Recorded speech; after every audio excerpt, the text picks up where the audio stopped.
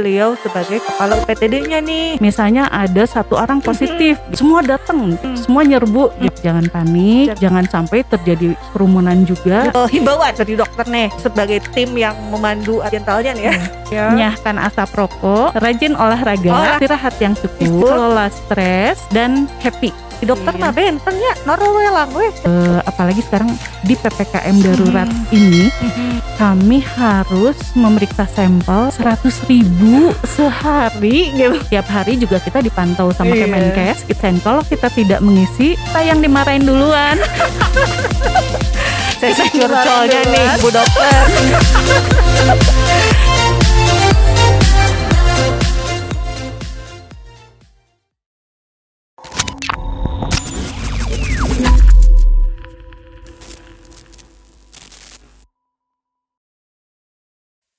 Ya, Bismillahirrahmanirrahim. Assalamualaikum warahmatullahi wabarakatuh. Waalaikumsalam, Teruli. Selamat pagi. Selamat pagi ceria gitu ya. Sehat ya, sehat. Beda nih kalau sumber imun mah langsung jos aja. Penuh keceriaan ya dok. Harus ya, wajib. Aduh alhamdulillah nih bocoran nih teman-teman di Ajib. Kita nih di Ajib tuh kedatangan tamu spesial lainnya. Keprok. Nanti pokoknya awas ya gak dikeprok. Kita alhamdulillah kali ini berkesempatan untuk mengundang, nanti beliau pasti berkenalan sih, tapi clue-nya adalah kepala UPTD Labkes ya, di Jabar, yaitu nah itu nanti dijelaskan, tapi yang pasti beliau adalah Dr. Gigi Emma Rahmawati MKN. Nah ini baru keproknya harus banyak banget. Nah clue-nya lagi, kasih clue lagi. Jadi hari ini pada kesempatan kali ini kami sengaja nih mengundang beliau untuk sharing, berbagi tentang bagaimana sih sepak terjang dan pakepuknya gitu ya. Pakepuknya tim kesehatan di Labkes Jabar. Nah itu dia. Oke, kita kenalan langsung ya sama beliau, menyapa beliau dan berkenalan. Tadi kan udah kelihatan ya, udah hingar-bingar aja gitu, udah ceria. Nah itu dia kayaknya tipsnya sambil kita harus cari nih biar imun tetap terjaga nih ya dok ya. Siap dok, izin dok, ayo dok berkenalan dulu ya dok. Iya, terima kasih Teruli, kami sudah diundang ke sini. Assalamualaikum warahmatullahi wabarakatuh. Waalaikumsalam warahmatullahi wabarakatuh. Saya Emma Rahmawati dari Labkes Jabar. Siap. Nah ini mungkin juga ya Teruli, orang itu banyak bilang Labkesda. Iya, dah saya oke bilangnya Labkesda tadi, tapi karena tadi teh ada di briefing saya ya. Labkesda dan koreksi Labkes. Katanya Labkes bukan Labkesda lagi ya dok. Ini klarifikasi dok. Iya, jadi kalau Labkes Jabar itu adalah UPTD Labkes Jabar. Sementara kalau Labkesda itu adalah Labkes yang berada di kabupaten kota. Jadi gitu bedanya. Sudah mungkin. Sudah clear sekarang mah. Iya, Teruli. Jadi ini mah UPTD Labkes Jabar. Ya dok ya. Enggak pakai da. Kalau da mah yang ada di kabupaten kota. Jadi di kabupaten kota juga masing-masing ada Labkes ya dok ya. Di Jawa Barat itu ada sih 2 yang belum. Banjar sama Cimahi. Siap. Tapi yang Banjar mungkin sedang ini ya, sedang menuju on proses. Mudah-mudahan. Nah kan jantan clear hari yang punyanya yang berbicara. Nah saya mah suka bilang Labkesda. Ternyata Labkes Jabar ya dok ya. Jadi memang berapa kali juga sih ganti nama, ada BBLK, BLK gitu. Yang terakhir kita di Pergub 71 tahun 2017 UPTD Labkes Jabar. Siap itu mungkin sudah clear sekarang UPTD Labkes. Nah dok, dokter nih ya di situ Dokter Emma tuh beliau sebagai kepala UPTD-nya nih. Nah bayangkanlah pokoknya segimana tadi saya bilang pakepuknya gitu beliau-beliau ya dalam menangani masa pandemi COVID seperti saat ini. Udah setahun lah dok ya, lebih loh. Betul nggak dok ya? Ya cukup seru lah. Cukup seru ya. Seru ya. Seru. Jadi sebetulnya tadi dok Labkes Jabar itu apa sih sebetulnya? Atau nah karena mungkin beberapa dari kami atau termasuk saya nih dok ya baru tahu ada Labkes itu di masa pandemi setelah ini. COVID ya. Iya. Jadi langsung melesat nih nama Labkes itu apa ya, urusan swipe pokoknya nama gitu. Urusan dicolok aja ya. Betul. Iya, jadi Labkes UPTD Labkes Jabar ini adalah UPTD yang berada di Dinas Kesehatan. Jadi perpanjangan tangan Dinas Kesehatan atau melaksanakan sebagian tugas teknis Dinas Kesehatan di bidang pelayanan dan mutu. Oke. Itu mungkin, atau bisa juga sebagai rujukan utama di Jawa Barat. Mungkin Oke. itu Taruli. Siap. Jadi kita ada di bawah Dinas Kesehatan. Iya. Nah, jadi ini tuh Dok, si Labkes ini tuh untuk umum atau untuk tim ASN aja, karena kebetulan saya bagian dari ASN, jadi taunya pokoknya mah biasanya merujuk ke Labkes aja gitu. Nah, itu tuh sebetulnya untuk umum juga kah gitu atau gimana, Dok?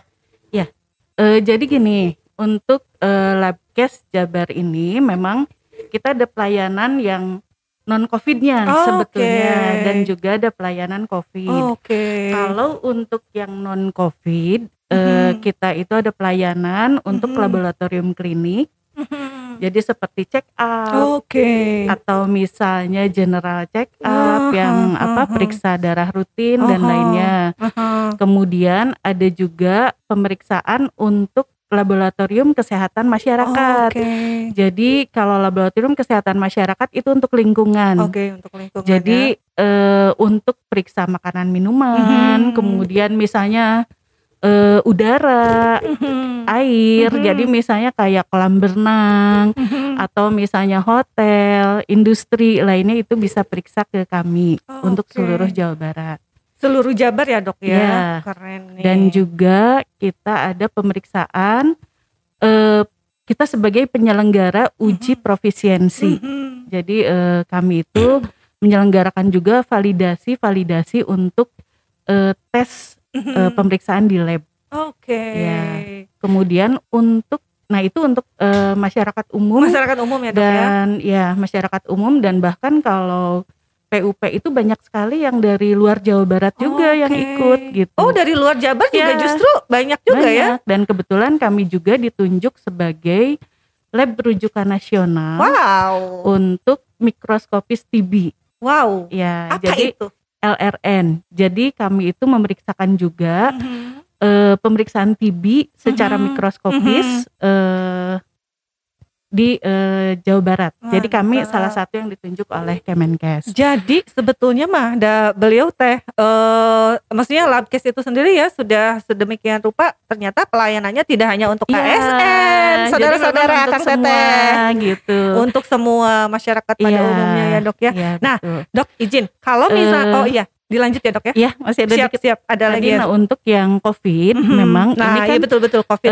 Kita baru ya semua sama-sama baru lah ya. Untuk COVID ini memang yang utamanya adalah untuk program strategis dari pemerintah kita sendiri. Betul. Kemudian untuk Pemprov Jabar dan keluarganya juga mitra dari Pemprov Jabar sendiri, instansi yang ada di Pemprov Jabar. Dan juga tadi misalnya yang strategis pemerintahnya itu misalnya kabupaten kota nih sudah kewalahan misalnya gitu. Betul. Ada klaster di pesantren atau di mana. Nah, kita langsung turun juga. Ya, jadi memang kalau untuk yang non COVID yang tadi itu langsung ke Labkes, bisa langsung menghubungi, tapi kita juga sekarang sedang membuat aplikasi sehingga nanti Bapak Ibu atau pelanggan dari Labkes itu bisa masuk ke aplikasi tersebut. Jadi bisa langsung ini juga bisa langsung daftar lewat online, ibaratnya seperti itu. Tapi kalau untuk COVID, mohon maaf, jadi ini kita ada pengaturan karena kita juga mencegah terjadinya kerumunan ketika teman-teman harus web misalnya atau instansi harus web. Jadi harus bersurat dulu. Bersurat dulu, tetap ditujukan ke Dinas Kesehatan Provinsi dan tembusannya tetap ke Labkes Jabar. Nanti di Dinas Kesehatan itu ada bidang P2P juga. Dinkes ya. Jadi mereka melihat apakah yang permintaannya itu harus dilakukan tracing dulu atau penyelidikan epidemiologi. Jadi kan kadang gini ya, kadang panik ya. Jadi teman-teman itu panik ketika misalnya ada satu orang positif gitu ya, semua datang gitu, semua nyerbu gitu. Itu yang terjadi sebelum-sebelumnya gitu. Padahal tidak seperti itu. Jadi tetap jangan panik. Jadi tinggal misalnya ada salah satu PJ lah gitu ya, atau perwakilan misalnya kontak ke kita ataupun ke dinas kesehatan, nanti bisa dilihat gitu apakah siapa saja yang harus dilakukan swab saat itu gitu. Jadi memang kita ada pengaturan, yaitu tadi jangan sampai terjadi kerumunan juga. Betul. Dan itu yang membahayakan. Siap dokter. Ari dokter mah benten ya, naro we lang we. Jadi abis itu kedah naro sama gini dokter. Sudah jentre kok. Jadi jelas ya Akang Teteh. Jadi Labkes Jabar ini pelayanannya tidak hanya untuk ASN atau tim di Pemprov Jabar saja, tapi juga untuk yang masyarakat pada umumnya. Tadi dokter sudah sampaikan, Dokter Emma sudah sampaikan bahwa untuk masyarakat umum sedang membangun satu aplikasi layanan. Jadi nanti kalau mau daftar terkait tadi ada beberapa hal ya dok ya, ada untuk klinik secara juga. Dan lain-lain itu bisa melalui Labkes loh, tuh kan masih Labkes dok, Labkes Jabar loh gitu, nggak kalah bersaing, pokoknya pelayanannya oke, prima ya dok ya, Insya Allah ya dok. Insya Allah ya. Jadi nah itu betul ya. Jadi udah standar ISO ya dok ya. Alhamdulillah kami memang kemarin memang kita sudah melaksanakan akreditasi. Jadi di 2020 itu kami alhamdulillah lulus paripurna untuk standar nasional dari Komite Akreditasi Laboratorium Klinik Nasional atau KALAK. Ya alhamdulillah. Lagi saudara-saudara, keprok lagi. Keren. Iya alhamdulillah sih di tengah kepakepukan mungkin ya. Tapi tetap bisa berprestasi. Teman-teman gitu. Tetap mempertahankan ISO 17043 yang kemarin baru baru disampaikan hasilnya alhamdulillah lulus. Kemudian ISO 15189. Geuning seueur ISO-na. Iya, kalau ini untuk lab klinik. Ya, dan kebetulan kami adalah lab pertama yang mengajukan untuk ISO lab COVID. Mantap. Alhamdulillah, tapi ini kita masih menunggu ini ya, pengumuman mungkin ya, kalau yang 15. Mudah-mudahan seperti yang diharapkan ya dok ya. Amin. Jadi Jabar harus berbangga nih ada Labkes nih, Jabar dan timnya tentunya ya, yang sebegitu pakepuknya, tetap sebegitu pakepuk tapi tetap on gitu ya, dengan segala macam pencapaian-pencapaiannya. Siap dok, tadi dok ada aplikasi ya yang sedang dibangun untuk masyarakat bisa menggunakan layanan. Nah ini dok, ada bocoran harga nggak? Misalnya nanti bersaing dengan lab pada umumnya atau bagaimana nih? Ada spesialnya nggak nih dari Labkes itu sendiri? Iya. Jadi alhamdulillah Teruri, kalau kita itu karena memang kita lab pemerintah dan cukup komplit ya. Kita juga terus sih untuk menambahkan parameter pemeriksaan. Kalau harga promosi nih. Nah catat ya Kang Teteh, ini promosi session loh. Promosi. Jadi kita itu 1/3 sampai 1/5-nya harga dari lab swasta. Masya Allah. Jadi mungkin ini adalah target pemerintah juga mungkin betul. Teh Ruli, bagaimana masyarakat itu dapat mengakses layanan menjadi lebih mudah dan murah. Ya bisa dibayangkan lah, apalagi untuk yang sudah lansia atau yang seperti saya nih misalnya. Kenapa dok? Sudah tua gitu ya. Enggak kok, apakah si dok bisa aja. Jadi kita harus periksa ya sesuai dengan program Indonesia Sehat juga, bahwa kita harus menjaga gerakan masyarakat hidup sehat dan dari yang tadinya kita terus ke pemeriksaan gitu ya, kita alihkan kepada pencegahan. Pencegahan ini adalah paradigma sehat. Jadi masyarakat tidak lupa untuk selalu cek kesehatan secara rutin. Rata-rata kan hoream udah mahal gitu ya. Sehat-sehat wae gitu ya dok ya. Iya, padahal kan hari cek gitu. Kesehatan mah ya kita juga kayak mungkin terlalu jauh ya. Misalnya kayak handphone kan harus dicas wae gitu ya. Betul. Apalagi tubuh kita gitu ya. Tubuh kita itu juga harus dicek. Jadi ada indikator ketika kita makan gorengan seueur teuing gitu. Nah, kolesterolna kumaha gitu.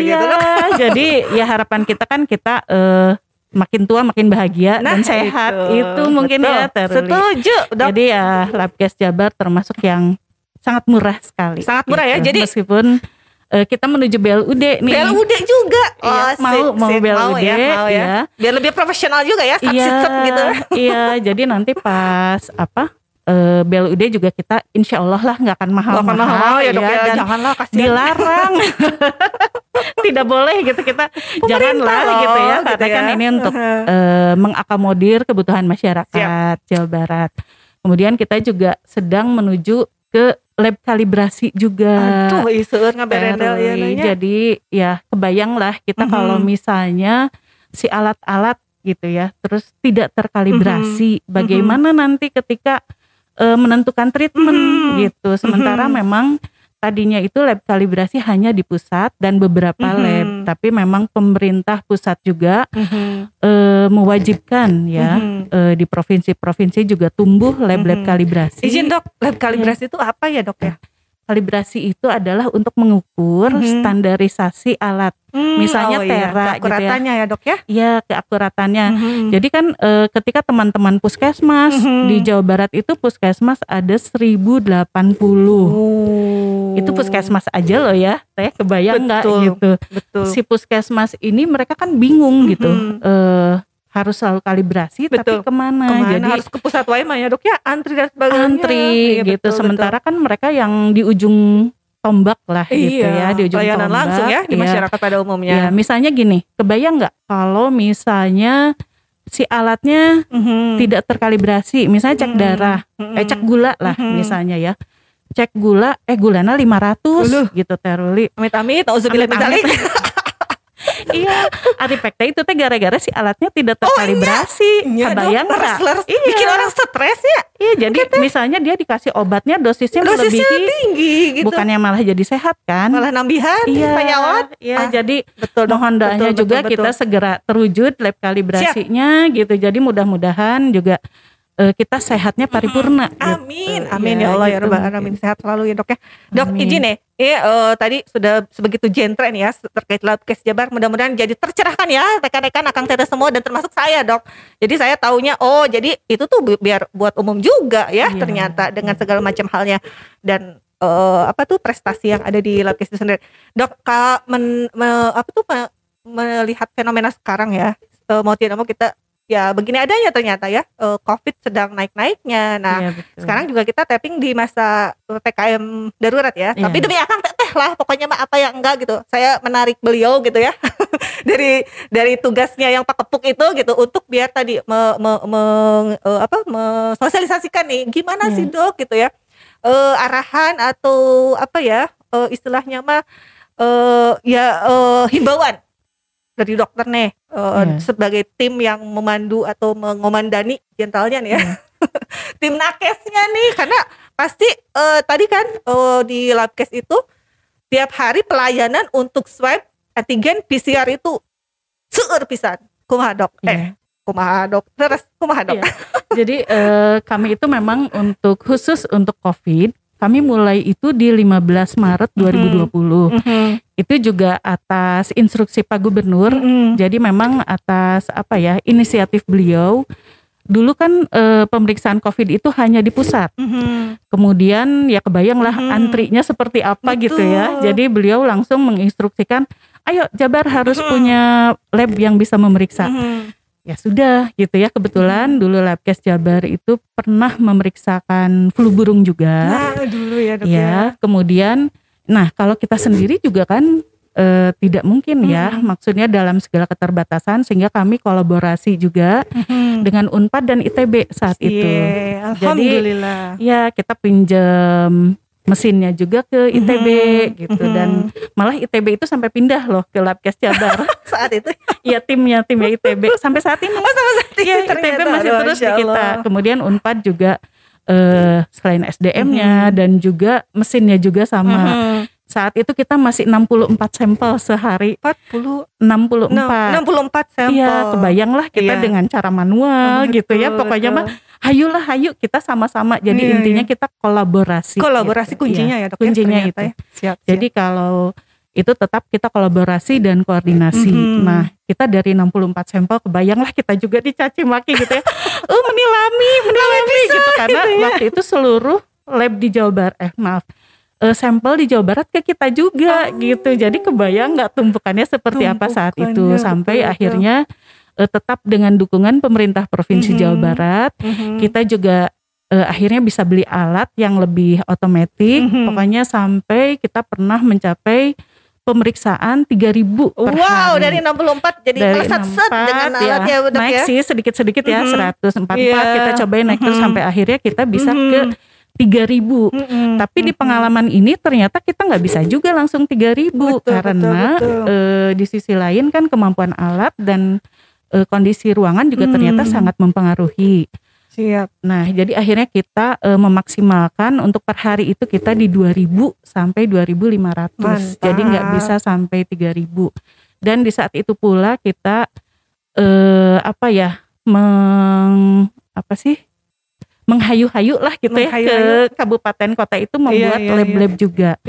Akhirnya seperti Unpad juga berdiri sendiri. Kemudian RSAS juga membuat lab membangun lab sendiri. Kemudian di kabupaten kota juga, dan kita berjejaring. Jadi semakin regreg ya dok ya? Iya, karena kan yang penting untuk pemeriksaan sampel ini semakin cepat dan merata. Itu kan yang diharapkan. Betul. Sehingga hasil yang didapatkan juga lebih cepat. Kemudian untuk tracingnya juga cepat. Mantap. Gitu.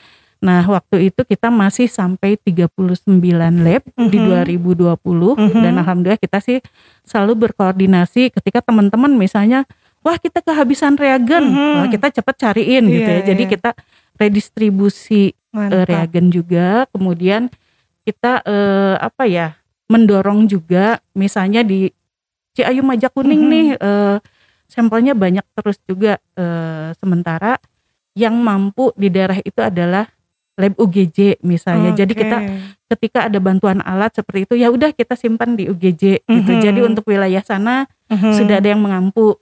Jadi kita tetap berjejaring juga. Iya, itu betul dok. Kuncinya berjejaring, kolaborasi biar nanti semakin gitu ya, paripurna nih pelayanannya. Jadi penguatan dan sekarang kita sudah di 120 lebih lab saat ini. Tapi memang banyak swasta juga dan kapasitas memang masih tidak sama lah. Jadi memang beragam sekali. Ini juga memang masih kita tuh apalagi sekarang di PPKM darurat ini berdasarkan Inmendagri 15 yang terbaru ini, kami harus memeriksa sampel 100.000 sehari gitu. Leres eta teh dokter Jawa Barat gitu ya. Jadi memang kita sama teman-teman itu kumaha ya gitu ya. Saling pakumaha gitu ya. Ya, dan ternyata memang kalau misalnya dilihat kapasitas kemampuan kita per hari se-Jawa Barat itu adalah sekitar 20.000. Kebayang masih PR-nya 80.000 deui gitu. Nah, ini berkaitan dengan strategi mutu layanan nih dok. Jadi jantan kumaha ta strategi ayeuna PR 80.000 lagi nih dok. Iya. Jadi memang ya tetap kita berjejaring, berkoordinasi dan tiap hari juga kita dipantau sama Kemenkes gitu ya, di absen kita tiap jam 5 sore gitu.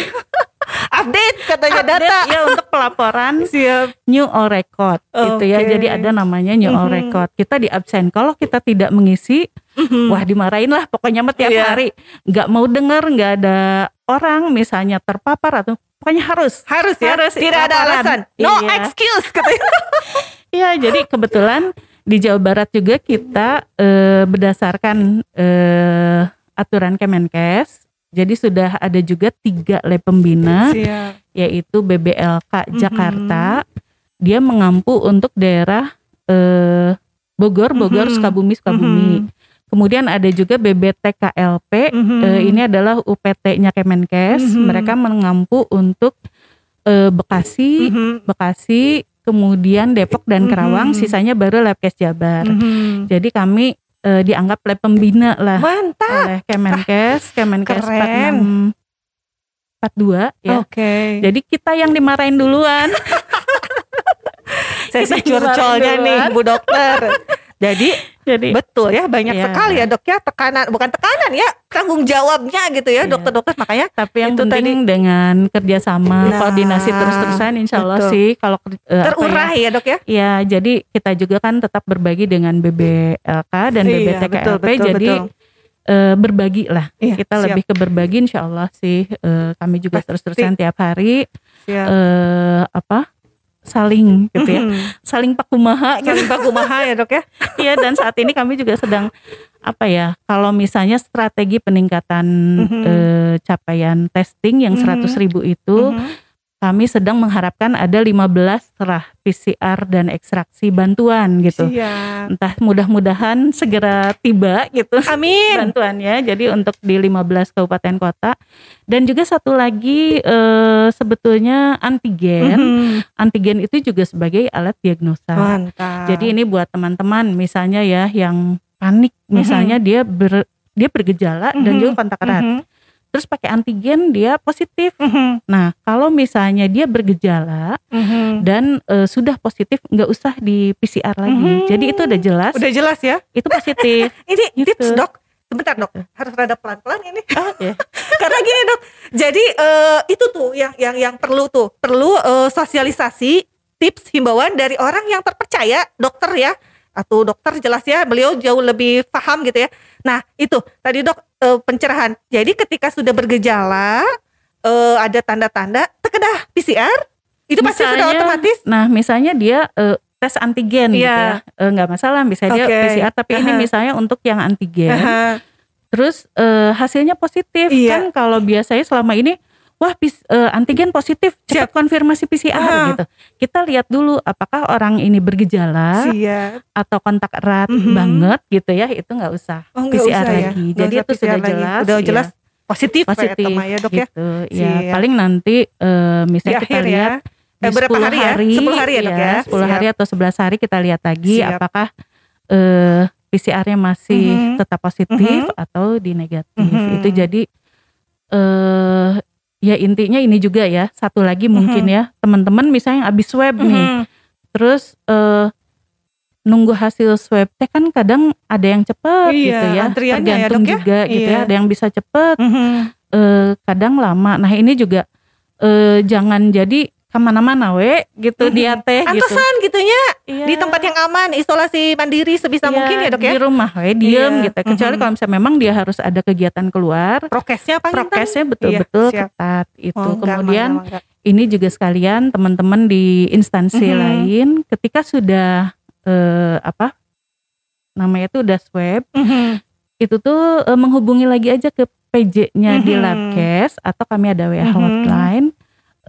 Tinggal ambil biasanya 2 hari atau 3 hari itu hasilnya diambil di Labkes. Jadi banyak sekali juga yang masih miskom gitu ya. Hasil saya belum ada gitu ya. Jadi kita padahal sudah otomatis 2 hari bisa, 2 hari atau ada 3 hari bisa ada ya, tinggal diambil ya dok ya. Ya konfirmasi saja ke tim Labkes, kecuali kalau dia sampelnya harus diulang. Memang itu ada waktu lebih. Jadi sampel diulang juga adalah hal-hal lain ya, baik dari hal teknis mesin itu bisa juga ya, atau karena load kita banyak sekali itu jadi bisa nggak terbaca. Jadi harus kita ulang itu. Sekali lagi dok, satu lagi, kalau misalnya orang sudah tidak bergejala, sudah fine, sudah oke, bahkan sudah 2 minggu lebih nih, itu harus kekeh dengan tunggu swab antigen dulu atau gimana dok, untuk meyakinkan bahwa sudah sehat gitu, sudah nggak ada itu. Jadi memang kalau dari himbauan Kemenkes dan berdasarkan dari penelitian itu setelah 14 hari itu dianggap sudah tidak ada lagi. Tapi kalau kita memang masih ragu tetap gitu ya, melihat juga kondisi ini ya, karena masing-masing individu itu memang akan beda juga gitu. Jadi kita lihat apakah dia bergejala atau tidak ya itu. Aduh dokter, saya mah pengennya 2 jam gitu dengan dokter teh ngobrol teh. Ini penting semua dari terkait COVID, tapi waktunya kita batasin dulu ya dok ya. Hatur nuhun pisan, ini mengedukasi, mencerahkan luar biasa nih ya, karena itu tadi Akang Teteh itu peryogi, dan bahkan personalis saya sendiri peryogi dok, edukasi itu hal-hal seperti itu, jadi semakin clear gitu ya. Kita tuh harus bersikap apa, jangan panik, kata dokter mah tadi disarankan jangan panik, tetap happy Ya dok ya, dari awal juga sudah harus happy, ketemu juga langsung happy beliau mah. Jadi jauh-jauh dari penyakit insya Allah. Hatur nuhun sekali lagi ya dok. Mudah-mudahan kapan-kapan kita ngobrol panjang lebar lagi ya dok. Jadi jangan lupa mungkin sekali lagi ya, kita tetap harus ingat aman, imun, dan iman. Atau amin. Jadi aman, kita tetap jaga prokes yang 5M. 5M-nya ini adalah tetap memakai masker, kemudian mencuci tangan, menjaga jarak, kemudian menghindari kerumunan, karena kita tidak pernah tahu di kerumunan itu orang ada yang terinfeksi atau tidak, dan kita nggak tahu dia dari mana. Kemudian mengurangi mobilitas. Mengurangi mobilitas ini karena si strain virus ini kita tidak pernah tahu, misalnya dia datang dari negara mana atau dari daerah mana, dengan jenis virus yang menginfeksi dirinya kita tidak pernah tahu. Sehingga memang kita harus mengurangi mobilitas. Dan satu lagi mungkin kita juga sebagai lab surveillance genomic, yaitu yang memeriksakan bagaimana si virus-virus ini ada varian baru atau tidak, sehingga kita juga saat ini jadi tahu adanya strain Delta. Itu kita juga periksa juga. Jadi ketika ada mobilitas yang sangat tinggi ini, karena jenis virus ini adalah dia akan ke inang gitu ya, dia mencari inang, dan kita tidak tahu si inang ini sudah terinfeksi dengan virus jenis apa. Mutasi ya dok ya? Iya, virus jenis apa, karena dia kan bermutasi terus. Jadi tadi aman dan plus ya. Plus. 5M-nya juga kita jangan lupa mandi ketika nyampe rumah. Jangan lupa pakai kacamata juga sebetulnya, karena ini muka saja. Jadi cocok ya kita pakai kacamata pas ya dok ya? Betul. Makin cantik ya dok. Kemudian selain tadi ya aman, kita saling melindungi, saling menjaga dengan 5M. Kemudian vaksin, itu juga jadi vaksin 5M plus MM lainnya, saling menjaga, saling melindungi. Kemudian imun kita harus cerdik. Masih ada waktu ini, karena boleh. Ya. Karena ini perlu juga penting mungkin ya. Ini. Jadi untuk imun ini kita tetap harus cerdik, yaitu C-nya itu cek kesehatan secara rutin, nyahkan asap rokok. Kemudian rajin olahraga. Ya. Kemudian istirahat yang cukup. Kelola stres. Itu dia. Ya. Dan happy. Wajib happy. Itu jadi kita harus berpikiran positif terus, tapi hasil PCR jangan positif. Tekankan itu dok. Iya, dan terakhir mungkin ya kita pasrah saja, segala ikhtiar sudah kita coba gitu ya. Yang penting kita ikhtiar. Terakhir kita tetap berdoa ya dok ya. Semoga pandemi ini segera berakhir dan kita bisa hidup secara normal atau ya new normal ya. Saat ini kita harus new normal dulu. Mungkin itu. Siap. Aduh, semangat on fire dan happy selalu ya dok ya. Kuncinya itu dari dokter. Alhamdulillah. Siap deh. Kapan-kapan kita lanjut lagi. Kurang terus nih kalau sama Bu Dokter satu ini bang ngobrolnya juga. Dok, kita akhiri ya. Pokoknya jangan lupa stay tune terus ya di Ajib Podcast atau di YouTube channelnya BKD Jabar. Subscribe dong, like, komen juga. Instagramnya juga Warawiri, di situ banyak berita aktual dah pokoknya. Pokoknya jangan lupa like, komen, follow dan lain-lain. Pokoknya dok promosi. Siap. Biar makin banyak orang yang tersampaikan nih info pentingnya ya dari kita.